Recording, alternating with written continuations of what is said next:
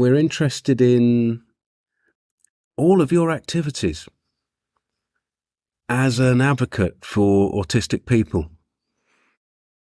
Tell us about Rockstar X and how that started. Back in 2020, when I was let go from my cousin's company, never work for your relatives, bad idea, I did things in a different way. So I thought, right, I won't work for anyone else now, I'm going to work for myself. And I noticed the corporate world is far less educated than the education world where I come from. Originally, my parents both teachers. I just wanted to change that. That sounds like a really cool thing to do. Making a change. I also teach music as well. More than half my students are on the spectrum somewhere. How do you find teaching other autistic people music compared to teaching somebody who's not autistic? Is it easier? Is it more fun? Is it better? Is it harder? It's harder in the sense that they don't want to learn from the book. I learned that quick enough. I learned I learned drums from a book. I now teach my students from 20 odd years later. About one student of mine who's very special needs, just likes to make sound on drums, and so that's what we do with his lesson. So you change the way you teach. We don't do it for the book value. Tailor all my lessons to the individual. Well, that's really refreshing, because I think a lot of the time when you go somewhere to learn something, whether it's music or how to drive or whatever it is, you get taught in one way, and if you don't get on with that way, that's kind of the end of it. Like, not many trainers, tutors, teachers are willing to adapt their approach. So, and I think that's really important when you're working with people who are neurodivergent, because we all learn in really different ways. I mean, everyone learns in different ways, but it's rare to find somebody who's willing to change the way they teach to allow for that. Really, that must be quite, I don't know, is it fun, like having that challenge? Yeah, I just want to help more people communicate in the way they know how to. Really, that's essentially what I'm trying to do. Yeah.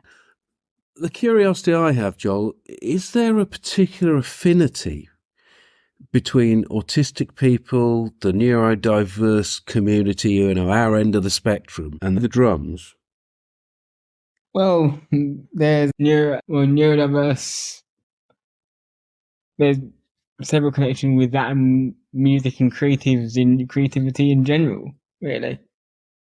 Because you need a certain amount. You need a certain brain to be able to do something that not all people can do. Hence, it takes a specialist brain to actually do stuff which most normal people, most average brain would think impossible. Interesting. My cousin's a non-speaking autist, and he's the drummer for the band The Autistics. He does vocals they come when they're behind the drums. Cool. Yes, and you do tend to find more autistic people who gravitate towards being creative than normal jobs. I'm curious about Rockstar X. Well, the whole company came about, first of all, my love of music, my love of... I was already teaching at the beginning of the pandemic. So why don't I just expand this and turn this into a bigger picture? So back in 2021 or 22, I went down to see the Oasis Studios with my partner, with my business partner, Matt. We were searching for a place. We still are. where sensory problems are non-existent, and where people can be as creative as they like to be and express themselves in the way they love to do, with either through instruments, games, or otherwise, without being disturbed by the general bullshit of society. Excuse the language. And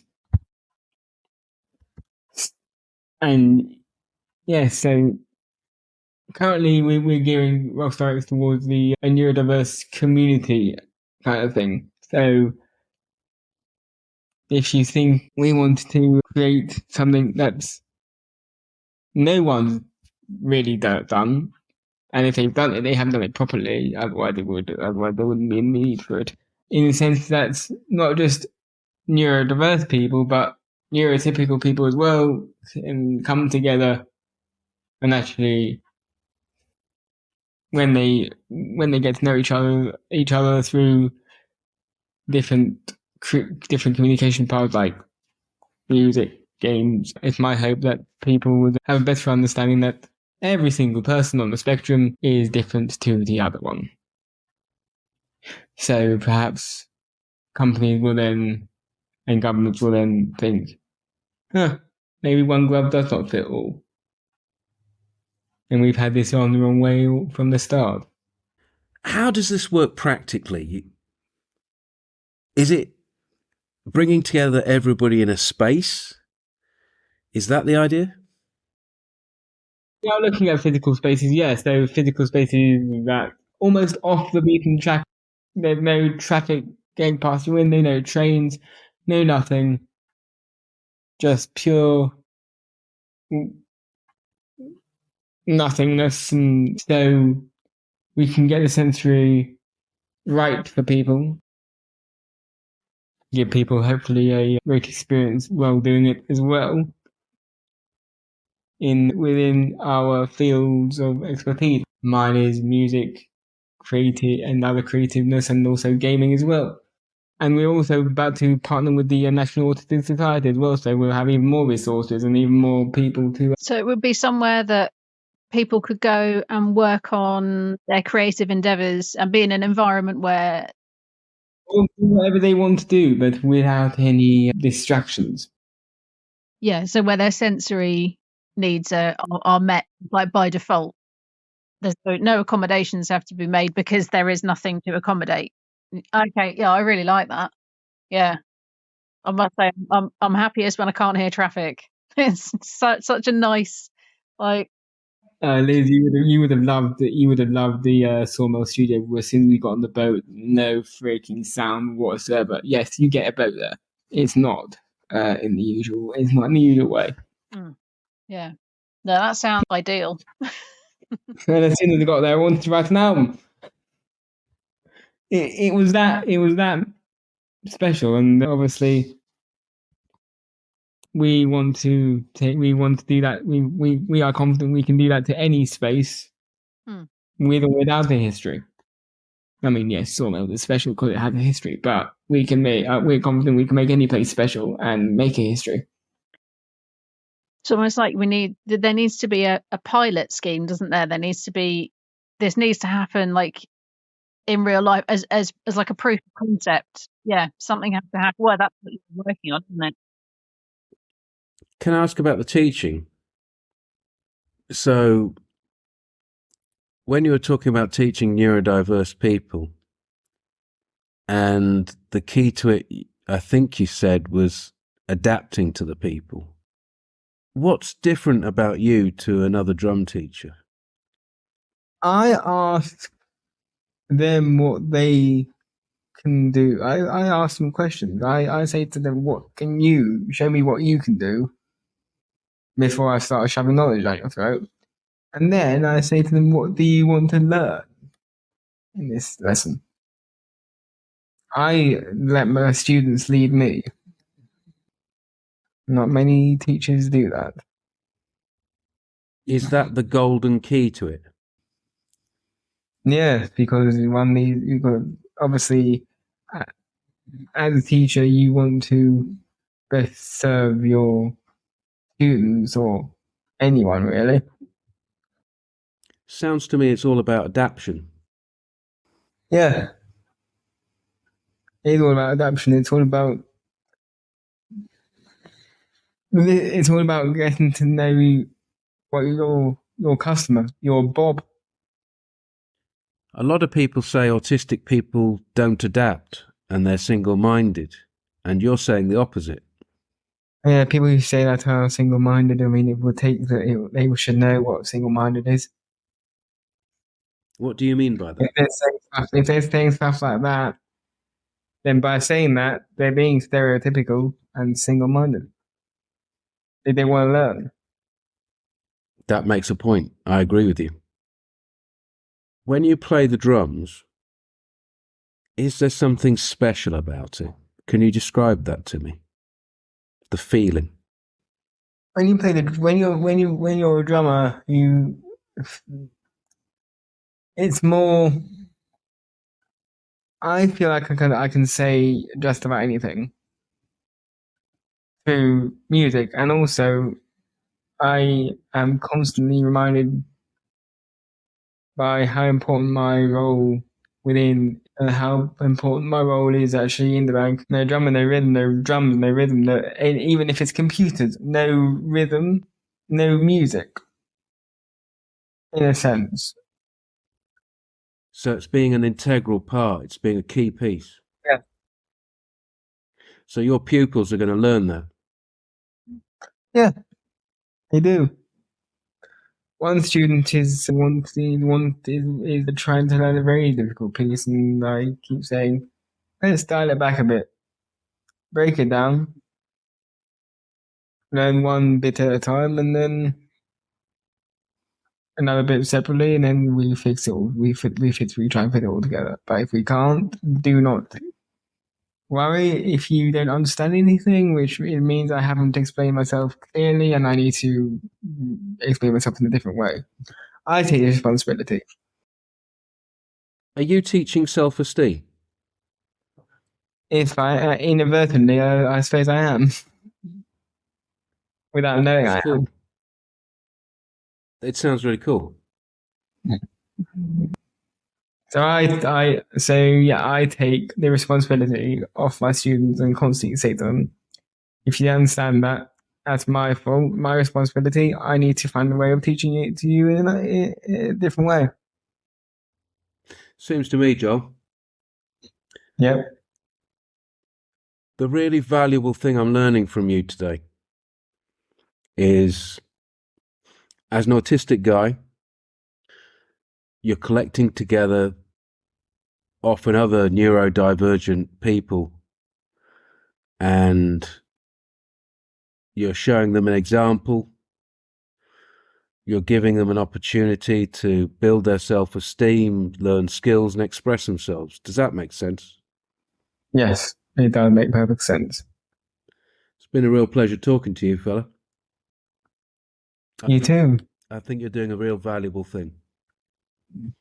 Thank you. Yeah, thanks for talking with us, Joel. Yeah, no, it's a really inspirational goal, and I don't even know what to call it because concept seems like too small a word. Yeah, just been really interesting. Thank you. Yeah, I've just been listening, and it's very positive, and I can enjoy our discussion today. I'm going to look out for your podcast, and I'm going to recommend that people find you and follow you and see what happens in the future for you. If I'm quiet, that means I'm listening, and I did enjoy what you were talking about at the discussion, so we're happy to support you, and I do the kind of Facebook part of thing for the Autistic Radio, so if there's anything you want me to share that would help, just let us know. And we'll send you over a link for you to share out on your socials so that people can hear you saying what you think. Thank you. We're just off to make a live broadcast now, so we're going to wrap this up just now.